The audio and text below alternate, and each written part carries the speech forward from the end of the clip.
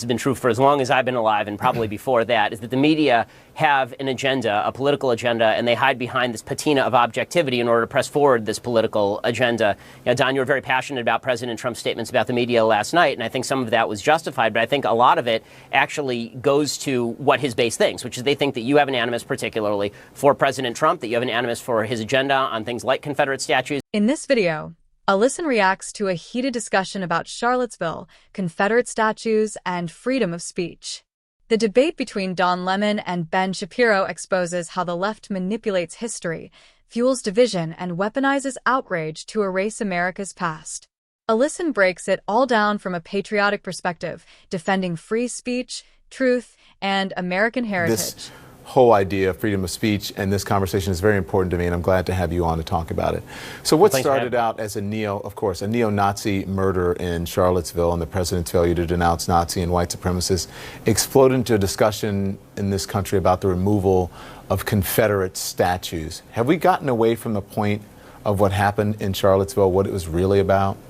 And it seems to me we clearly have, and I think that was the point of the alt-right and the white supremacists seizing on an issue that they know that there's actually broad public consensus on not moving a lot of these statues. There's a Quinnipiac poll that came out today showing that 50 to 39 Americans aren't big on the idea of moving all these statues out. So they seized on an issue that they think is a winning issue for them and then tried to broaden out their appeal that way. And I think a lot of folks on the left fell for it. They want to have this discussion anyway, and so they saw the opportunity to have this discussion, but it seems like a misdirection from what actually happened in Charlottesville. The issue in Charlottesville is white supremacy, not whether some people think that statues should come down or stay up, because clearly 50% of the American population doesn't want to keep these statues up just because they're a bunch of white supremacist racists. Did liberals get played by President Trump? I think pretty clearly they definitely fell for what was, whether he plans it or not, a trap for the left. I mean, he said, you guys don't have a limiting principle. You're going to go after statues of George Washington or Christopher Columbus or Thomas Jefferson. And now you're seeing that actually happen on the left. The most obvious stupid case is this banning of this reporter from ESPN named Robert Lee, an Asian guy, from covering an event at University of Virginia. You know, the political correctness of the left is actually driving people into Trump's arms, even though Trump's initial response to Charlottesville and then his Tuesday response to Charlottesville was entirely wrong. I think that one thing that Trump has had, he's just benefited from the fact that the left is constantly reacting to everything he says with an enormous level of passion, and I think that that's actually a negative.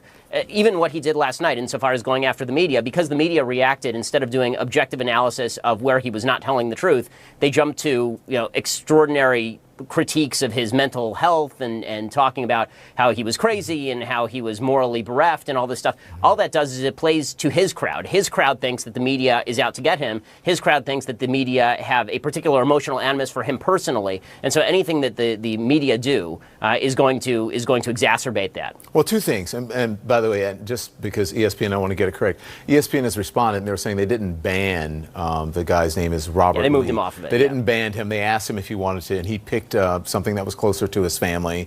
They said that they didn't ban him, and they were looking out for his own interest. They're trying to take away our culture. They're trying to take away our history. And our weak leaders, they do it overnight. The media is simply responding to people who are there protesting and to the story of the statues being taken down. The media hasn't called for the statues to be taken down. So I don't understand when he says the media is trying to take away your culture. What is... Well, I mean, I do think that one of the conservative critiques of the media, and this has been true for as long as I've been alive and probably before that, is that the media have an agenda, a political agenda, and they hide behind this patina of objectivity in order to press forward this political agenda. You know, Don, you were very passionate about President Trump's statements about the media last night, and I think some of that was justified, but I think a lot of it actually goes to what his base thinks, which is they think that you have an animus particularly for President Trump, that you have an animus for his agenda on things like Confederate statues. I think you personally probably want to see these Confederate statues come down. I mean, is that true? I mean, I would assume you do. Listen, I lived in the South for a long time, and to tell you the truth, I knew the statues were there. I was offended by the statues. Whether they should come down, I would leave it up to the individuals. But I do think that they are insulting to people, just as you would you want to see a statue of Hitler as a Jewish person? No, I totally understand your point of view. The point is that you have a point of view, which I made earlier, would you want to go to? And listen, we shouldn't pretend that there's this fake objectivity. Everyone has a point of view. It doesn't mean that you're biased. And so, but just to get people to understand, as a Jewish person, you would not want to go to a Hitler high school. Well, that same effect, African Americans, that has the same effect. Robert E. Lee has the same effect on African Americans. And also the Confederate flag. And so I think we have to be understanding of each other. It's not that I don't like the president or have an agenda against the president. I'm simply speaking the truth as I see it.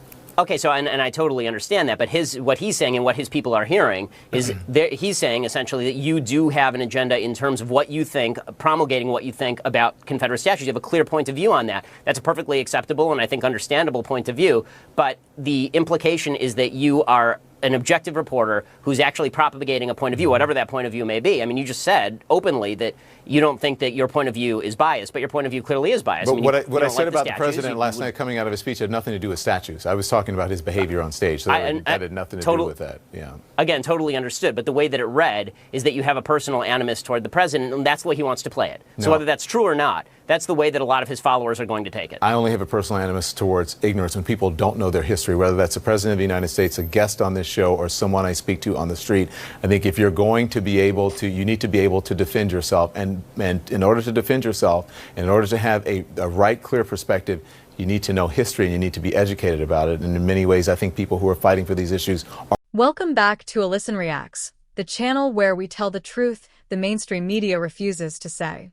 If you believe in free speech, American history, and standing up for your country, make sure to hit that like button, subscribe, and turn on the notification bell so you never miss a new video. Today, I'm reacting to a discussion that started with Charlottesville and turned into a full-blown debate about Confederate statues, history, and freedom of expression. And once again, it shows exactly how the left manipulates every tragedy to fit their political narrative. Now, let's start with what the discussion revealed. The left and the media want you to think Charlottesville was only about statues. But the truth is, they hijacked that moment to push a cultural revolution, not just to remove Confederate statues, but to rewrite history altogether. What began as outrage over an isolated act of hate was turned into an excuse to erase any piece of America that doesn't fit the woke agenda. They said this was about white supremacy, but that's just a smokescreen. Because polls show most Americans, even those who are not on the right, don't support tearing down all Confederate monuments. These statues aren't endorsements of slavery or racism. They're reminders of our complex history, the good and the bad. You don't fix history by erasing it. You fix it by learning from it. But the left doesn't want that. They want control over what you're allowed to remember. And here's where things get really absurd. They even talked about an ESPN reporter, an Asian man named Robert Lee, who was moved off an assignment simply because his name sounded like the Confederate generals. Think about that. Political correctness has gotten so ridiculous that an innocent man was punished over his name. That's not progress. That's insanity. What's even worse is how President Trump was right about one thing. The left has no stopping point. First, they came for Confederate statues.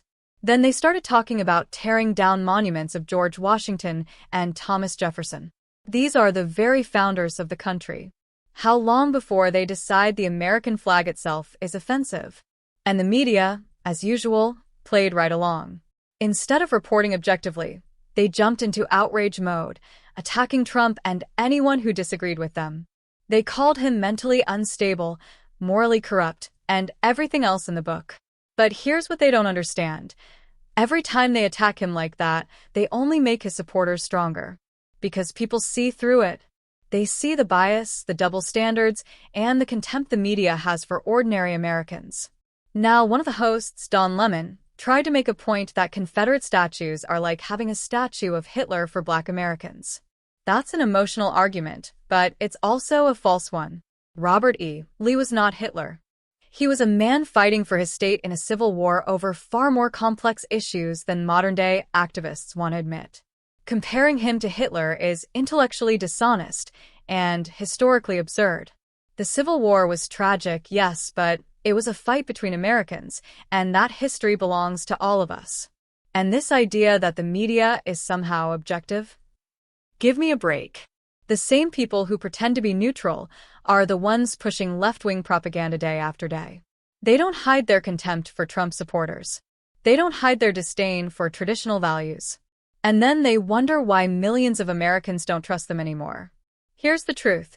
America is being divided not by conservatives, but by those who believe patriotism is hate, history is evil, and disagreement is violence. The left is destroying every bridge that once united this country. They're not interested in unity. They're interested in power. So, yes, this conversation shows exactly why the fight for free speech, history, and culture matters. If we don't defend our past, we won't have a future. It's that simple. If you agree that we shouldn't let the left rewrite America's history, hit that like button and share this video. Comment below and tell me what you think. Should Confederate monuments stay as part of our national history? Or do you think removing them erases something vital about who we are as a people? Don't forget to subscribe to A Listen Reacts for more honest reactions and patriotic commentary.